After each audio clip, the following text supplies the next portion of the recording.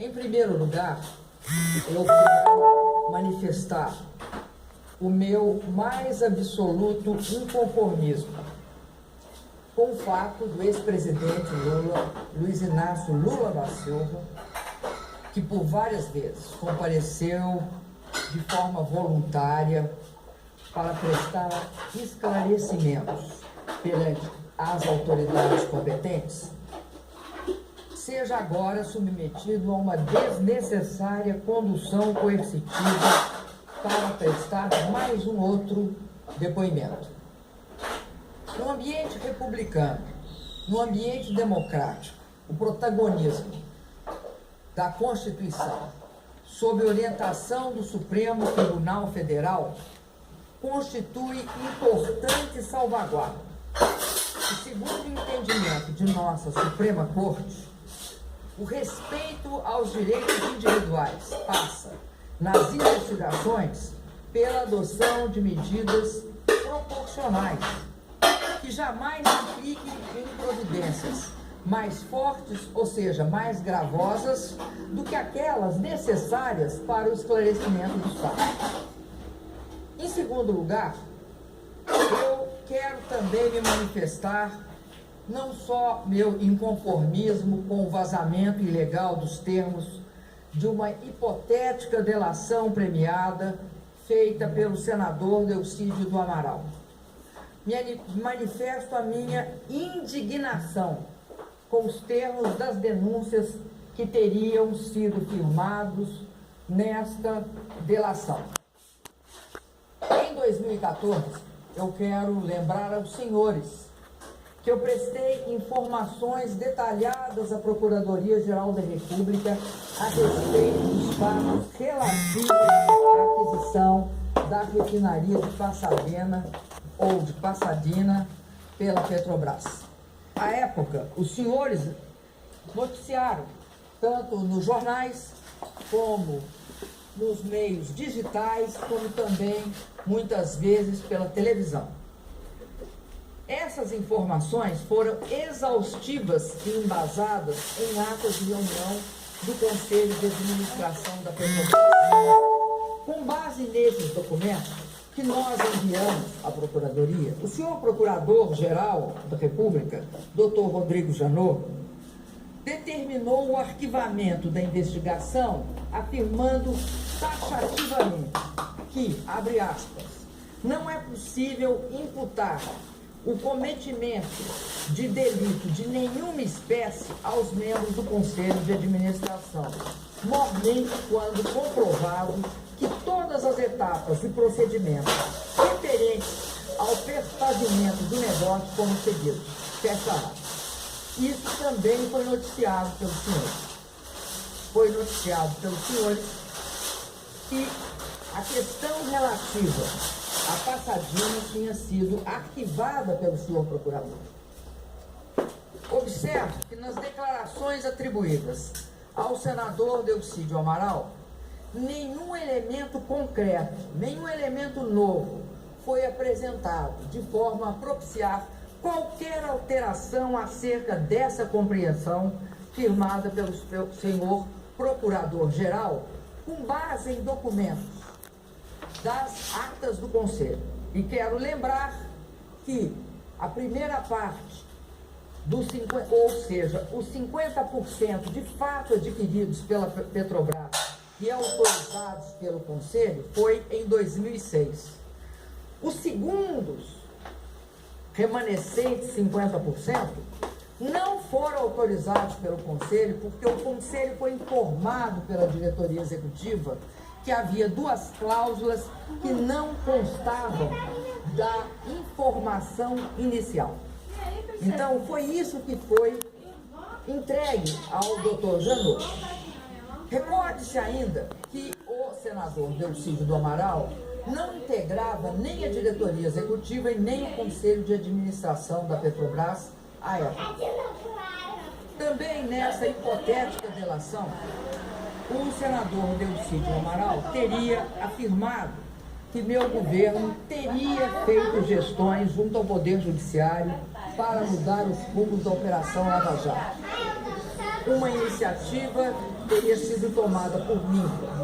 Reunião realizada em Portugal, na cidade do Porto, com o presidente do Supremo Tribunal Federal,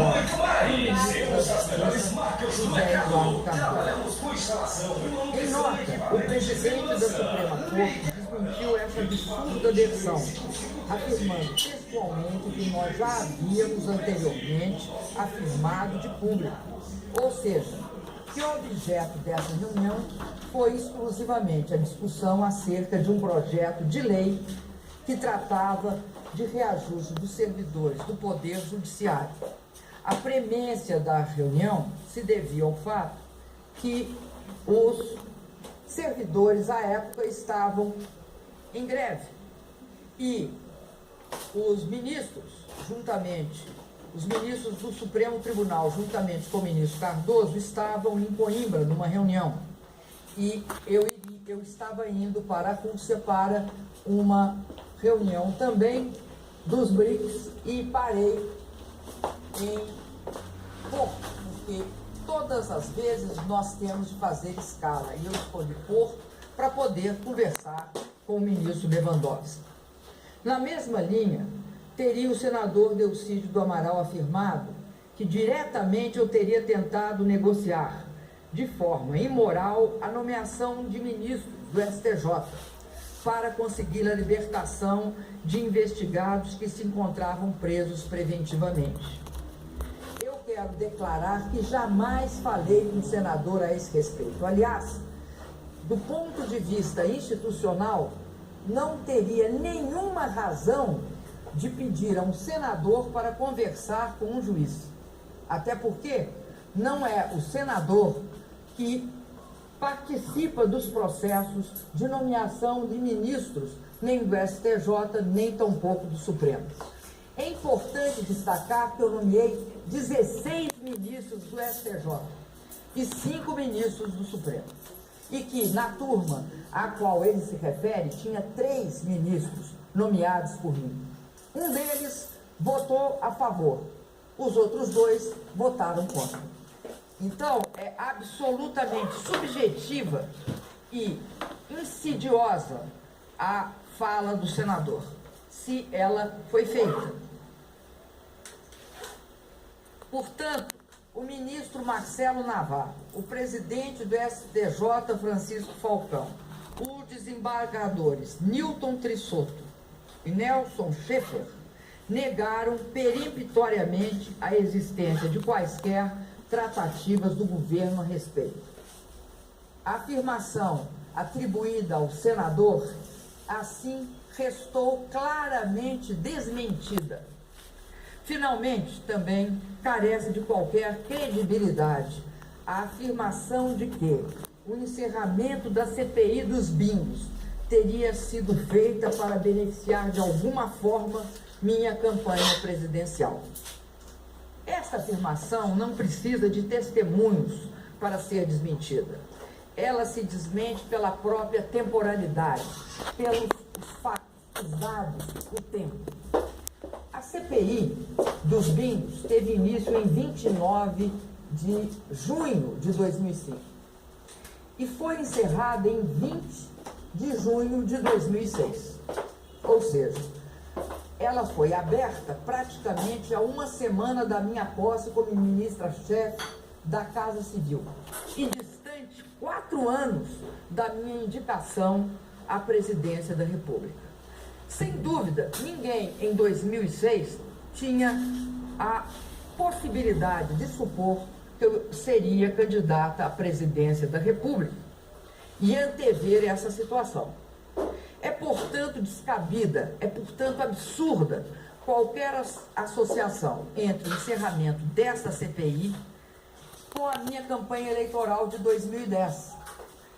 Eu não só não antecipei o fim dessa CPI dos bingos, como é um absurdo supor que, de alguma forma, eu, em 2006, sabia o que aconteceria em 2010.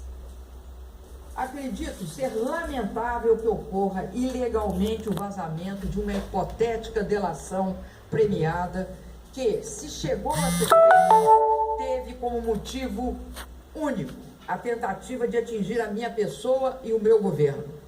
Provavelmente pelo desejo de vingança, pelo imoral e mesquinho desejo de vingança e de retaliação. De quem não defendeu quem não poderia ser defendido pelos atos que praticou. Muito obrigado.